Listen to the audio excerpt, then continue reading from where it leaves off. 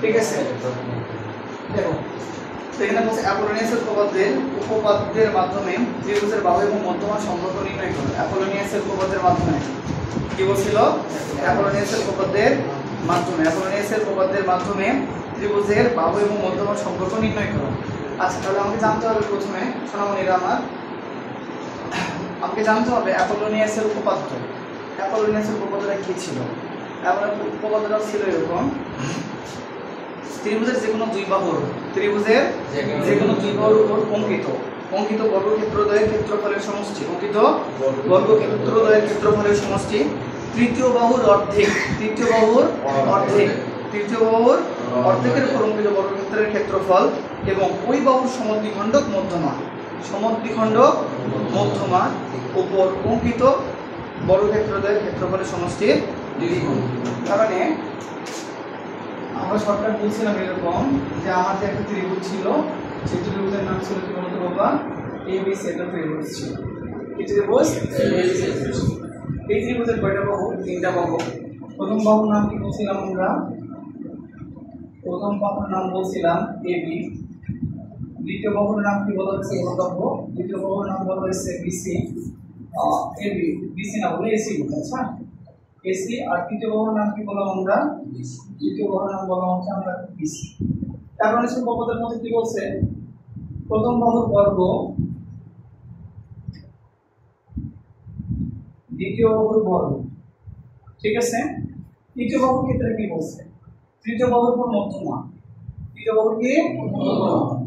মধ্যমা জিনিসটা কি ছিল? যে কোনো বাহুর মধ্যবিন্দুর সাথে ওই বাহুর বিপরীত শীর্ষবিন্দু সংযোজক সরলরেখা। তাহলে মধ্যমার নাম কি বলবো? ABC। আমি দেখো তৃতীয় বাহুর অর্ধেকের নাম কি? তৃতীয় বাহুর অর্ধেক কি বলবো? তৃতীয় বাহুর অর্ধেক কি? তৃতীয় বাহুর অর্ধেকের নাম হচ্ছে এর উপর বর্গ কি বলবো? এর মধ্যমার উপর বর্গ হচ্ছে AD স্কয়ার, অর্ধেকের উপর বর্গ কি বলবো? BC square. এই একটু যদি তুমি বোঝো তাহলে অ্যাপোলোনিয়াসের উপপাদ্যকে তুমি সেটা বলতে পারবে। বলছে প্রথম বাহুর যে কোনো ত্রিভুজের যে কোনো দুই বাহুর উপর অঙ্কিত বর্গ। তাহলে প্রথম বাহু AB, দ্বিতীয় বাহু AC। তাহলে AB এর উপরে square AB square, BC AC এর উপরে স্কয়ার AC স্কয়ার। তৃতীয় বাহুর মধ্যে কি বলছে? তৃতীয় বাহু সরাসরি নাই, কিন্তু তৃতীয় বাহু কিভাবে আছে? বলতে তৃতীয় বাহুর মধ্যমা, তৃতীয় বাহুর উপরে অঙ্কিত মধ্যমা নাম কি? তার AD। বর্গের নাম তৃতীয় বাহুর অর্ধেকের নাম BD। তার বর্গের নাম কি? AD স্কয়ার আর BD স্কয়ারের বর্গের সমষ্টির 2 গুণের সমান। তাহলে প্রথম বাহুর বর্গ ছিল AD স্কয়ার, দ্বিতীয় বাহুর বর্গ AC স্কয়ার।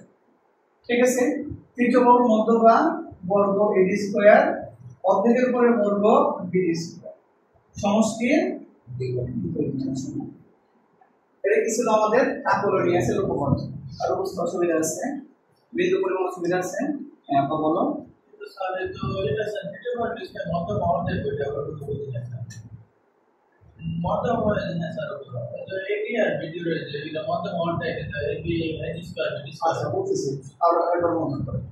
তোমাকে বলা হয়েছে তৃতীয় যে বাহুটা আছে, এই তৃতীয় বাহুর উপর তোমার একটা মধ্যমা লাগবে। তো তৃতীয় বাহুর উপরে মধ্যমার নাম কি? AD। একটু বুঝতে পারছো? তাহলে AB এর বর্গের নাম কি হবে? AD square. বলতে তৃতীয় বাহুর সমদ্বিখণ্ডক এর উপর বর্গ। তৃতীয় বাহুর সমদ্বিখণ্ডক অর্থাৎ BC যে বাহুটা আছে, এই বাহুটার অর্ধেকের নাম কি? BD। আর হচ্ছে BC, তার কি অর্ধেকের সমান। তাহলে তৃতীয় বাহুর অর্ধেকের নাম কি হলো? BD।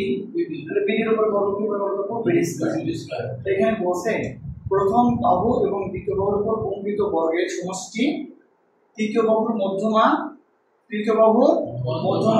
এবং তৃতীয় বাহুর সমদ্বিখণ্ডকের উপর অঙ্কিত বর্গক্ষেত্রদ্বয়ের সমষ্টির 2 গুণের সমান। সমষ্টির 2 গুণের সমান। বুঝা গেছে কি আপনাদের? বুঝতে পারছেন যে আপনাদের উপপাদ্যটা সরকার প্রথম বাহুর উপরে বর্গ, দ্বিতীয় বাহুর উপরে বর্গ, তৃতীয় বাহুর মধ্যমা, তৃতীয় বাহুর উপরে অঙ্কিত মধ্যমা, তৃতীয় বাহুর উপরে তৃতীয় বাহুর অর্ধেকের বা সমদ্বিখণ্ডকের উপরে বর্গ। ভাষা হচ্ছে এই কয়েকটা। তারপর সম্পর্ক কি? প্রথম বাহুর বর্গ দ্বিতীয় বাহুর বর্গের যোগফল, মধ্যমার বর্গ এবং সমদ্বিখণ্ডকের বর্গের যোগফলের 2 গুণ এর সমান। কথা ক্লিয়ার? এখন আসুন, একটা ত্রিভুজের মধ্যে সর্বোচ্চ কয়টা মধ্যমা বের করা যায়? তিনটা। কেন তিনটা মধ্যমা বের করা যাবে? তিনটা বাহু আছে, তিনটা শীর্ষবিন্দু আছে। তাহলে আমরা বলছিলাম তিনটা বাহু তিনটা মধ্যবিন্দু থাকবে, মধ্যবিন্দু থেকে বিপরীত শীর্ষবিন্দু যোগফলকে কি বলবো আমরা? মধ্যমা। মধ্যবিন্দু থেকে বিপরীত শীর্ষবিন্দু যোগফলকে কি বলবো? মধ্যমা। তাহলে আমরা খেয়াল করব, এডি মধ্যমা তার উপর আসছে, বিসি এর উপর আসছে, তাহলে এসি এর কি থাকবে? একটা মধ্যবিন্দু থাকবে, তার নাম দিলাম আমরা ই বিন্দু। তাহলে ই এর কি বলতে হবে? একটা মধ্যমা। দেখো এডি মধ্যমা নিছো, এসি মধ্যমা নিছো, তার উপর মধ্যমা কি আছে? এডি মধ্যমা কি আছে? তাহলে এ বির মধ্যবিন্দুর নাম দিলাম আমরা এফ, সি আর এফ কি করে দেব? সরি বুঝে করছি। তাহলে আমরা এখানে কয়টা বাহু পাইছি? তিনটা বাহু পাইছি, তিনটা মধ্যমা পাইছি। এখন তোমার এখানে যেটা চাইছে সেটা চাইছে কি? অ্যাপোলোনিয়াসের উপপাদ্যের মাধ্যমে বাহু এবং মধ্যমার মধ্যে সম্পর্ক দেখা যাচ্ছে। বাহু এবং মধ্যমার মধ্যে বাহু এবং মধ্যমার মধ্যে কি দেখা যাচ্ছে? সম্পর্ক দেখা যাচ্ছে। ঠিক আছে, আমরা দেখো বাহুগুলোকে তারা এইভাবে চিন্তা করছেন। এবি বাহুর দৈর্ঘ্য, এবি বাহু এর দৈর্ঘ্য আমি পরে লিখতেছি, এসি বাহু এর দৈর্ঘ্য আর এসি বলতাম বিসি বাহু এর দৈর্ঘ্য। দেখো এবি বাহুর দৈর্ঘ্য তখন বলতেছে, তারা এখানে ধরছে ছোট হাতের সি, ছোট হাতের সি।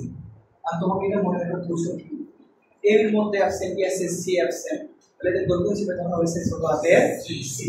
তাহলে এসি এর দৈর্ঘ্য কি হবে? বলতে হবে ছোট হাতের বি। বিসি এর দৈর্ঘ্য কি হবে? ছোট হাতের। ঠিক আছে, বাহু দৈর্ঘ্যগুলোকে এভাবে ধরে নেওয়া হয়েছে। কিন্তু মধ্যমাগুলোর ক্ষেত্রে এগুলো কিসের ক্ষেত্রে? বাহু দৈর্ঘ্য। মধ্যমাগুলোর ক্ষেত্রে কি করা হয়েছে?